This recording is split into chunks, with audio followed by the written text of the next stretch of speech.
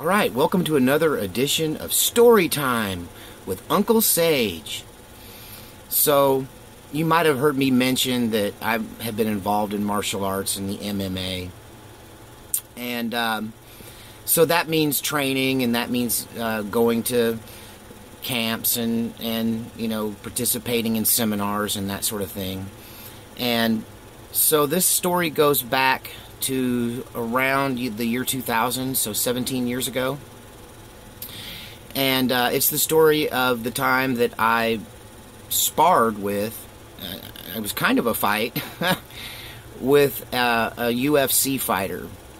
Now, there was coming to my town a seminar called Clinch for the Street. How to use Greco-Roman wrestling for the street. So, being a striker primarily, I knew at that time that I needed to work on my skills, my ground skills, and my stand-up wrestling skills.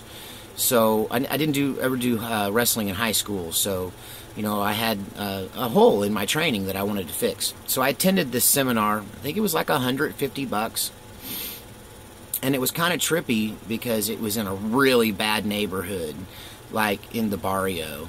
And, we had to be there at like 7 o'clock or 7:30 in the morning, and I literally watched the crack neighborhood wake up around me as I was waiting. I was a little early. I couldn't sleep the night before. I was excited, And so essentially in this, this was hosted by a UFC fighter and his brother manager. And the fighter's name was Rory Singer. Rory Singer. And he actually, after this, went on to, I think, finish 3rd or 4th in the first season of the Ultimate Fighter television show. And so he was legit, he was a bona fide, UFC fighter with a record. And so, at any rate, I was the oldest guy there. And I've never been in tip-top shape. Well, sometimes in my life I've been in great shape. I've always been in good shape. And even still to this day, despite my age, I would definitely surprise you in any kind of confrontation. The kind of physical abilities that I still possess are pretty surprising for my age. But at any rate, it didn't come from clean living. But anyway, just good genetics, I guess. So I was the oldest guy there, and most of the people there were like Mexican kickboxers who were a good 10, 12 years younger than me. I mean, they were all like 18 to 21 and really fit, like like semi-professional fighters, guys who had aspirations for UFC. And so, anyway, yeah, I learned, I sat through the lessons. They tended to kind of single me out because I was older and not in the kind of rock-hard shape that the other people there were, and maybe they were being tough on me. I never mind people being tough on me, honestly. I had a Marine drill instructor for a dad, so, to me that means you love me if you're a little hard on me. I don't mind it. But at any rate, I was already a pretty well-established Muay Thai fighter, and that was my strength, was Muay Thai. And which is primarily striking, but also a stand-up grappling art.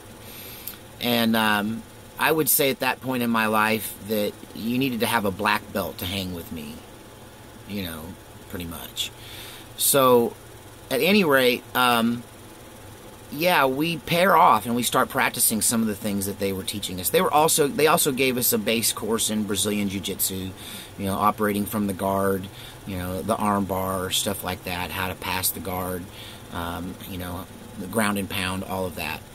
But they were teaching us, one of the things what I do is I pull things from arts that I study that I really like, and I put them in my own personal art form. That's why I call what I do Jeet Kune Do, because it philosophically is like what Bruce Lee taught, which is to build your own personal martial art that fits you from every available source. And so that's what I've always done, and that's what I was doing there. That's why I went there. So anyway, we pair off and we're practicing, and we're just, basically being a tackling dummy for the other guy and switching roles. You attack, I defend, you attack, I defend. And then they told us, okay, so now we want you to try this real speed for real.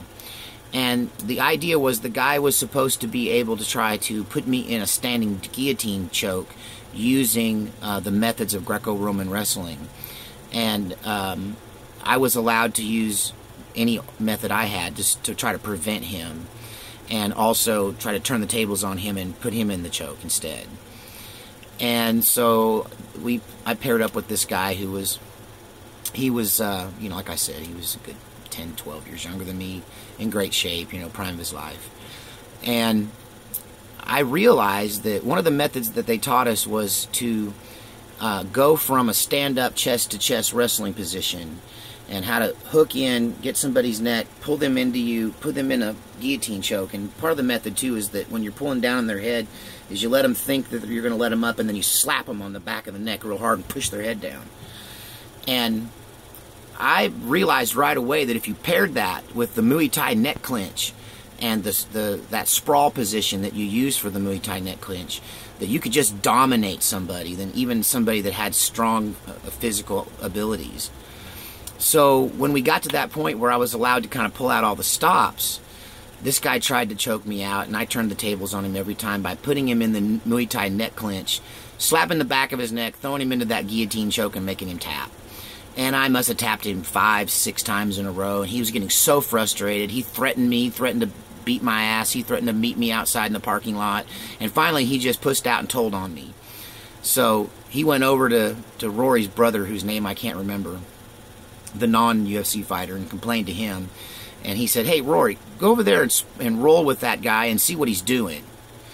So now I'm facing a real UFC fighter. But hey, man, I'm game, whatever. You know, I'm there to get training, and you get busted up when you train. You try not to, but it always happens. Just so you know, I put 3 of my training partners in the hospital previously to this, just because I have a hard time going at slower speeds, or, and so it was really hard to find someone to spar with me. So I was kind of pumped, I'm getting to roll with this guy. So anyway, I think the first time we rolled, now there was no striking allowed. That was the thing. There was no striking. That back of the neck slap with the open hand was the only striking that they were allowing. It was a grappling seminar. So I grappled with this guy who, if you have ever studied Rory Singer's career, he's a fairly good grappler. Yeah, he's pretty good at that. That's his strong point. He went on later on to learn striking and become more strong in that. But clearly he'd never been up against the Muay Thai neck clinch before. It's a powerful move. It can dominate someone. It's hard to get out of. So we rolled. We started in the chest up. I reverted to the sprawl, put him into the Muay Thai neck clinch, and he was trying to defeat me, and I choked him out and made him tap. That really pissed him off. So he goes, let me try it again. Now this second time, I started to feel like maybe he was letting me do the things I was doing instead of trying to stop me. And I should have quit then. And I probably wouldn't have the jacked up back and neck I have today. But I decided to go ahead and try to defeat him a second time. And I did, but I kind of felt like maybe he was letting me that time. And then he said, let's do this one more time. So the third time we rolled, he picked me up. He scooped down. He managed to do some tricky wrestling move. I wish I had been able to better decipher what he did. I just learned that, that taught me that sprawling is really important. You can't let him get a hold of that lead leg. And even if you're trying to control them, they might be baiting you and letting you control them just so you'll step in, get overconfident, and they can get that leg. But he got my leg, he fireman carried me, and somehow he put me in a pile driver position, and he did what they call stacking me, which is essentially driving me down on the top of my head like a tent peg. And, my back set from the top of my neck to my tailbone. Every one of them popped when I hit the mat, And, right away, as soon as he did that, I kind of went limp, and he started to put me into another, like an arm bar or something, and I just started tapping because it jacked me up. And I don't know why. Maybe it was stubbornness. Maybe I wanted to try to figure out what he did to me so I could avoid that anybody ever doing that to me again, and I agreed to go a fourth time.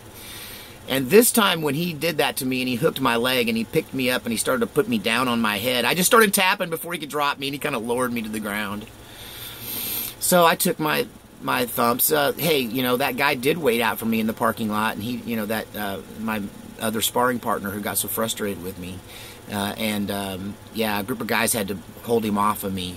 You know, what he doesn't know is I had a concealed handgun license, and I probably would have just shot him because, you know, it would have been legal. He was being offensive, he was being aggressive, and he was trying to hurt me. But his buddies held him back, and it, you know, hey, it was an adventure. So that's the story of how I fought Rory Singer, a UFC, bona fide UFC fighter. And it's also the story of how I got a jacked up neck. All right, and I got to tell you, I went in for a massage to a massage therapist after that, and I told the lady when I took off my shirt, I said, look, don't freak out. It's going to look like I've been in a car wreck. But, you know, I'm a UFC, an MMA guy, and I was, you know, I got this from sparring. And I took my shirt off, and I was just covered in bruises from a day of grappling and fighting. And, you know, she said, car wreck? Hell, you look like you've been in a plane wreck. But at any rate, yeah, you learn by doing.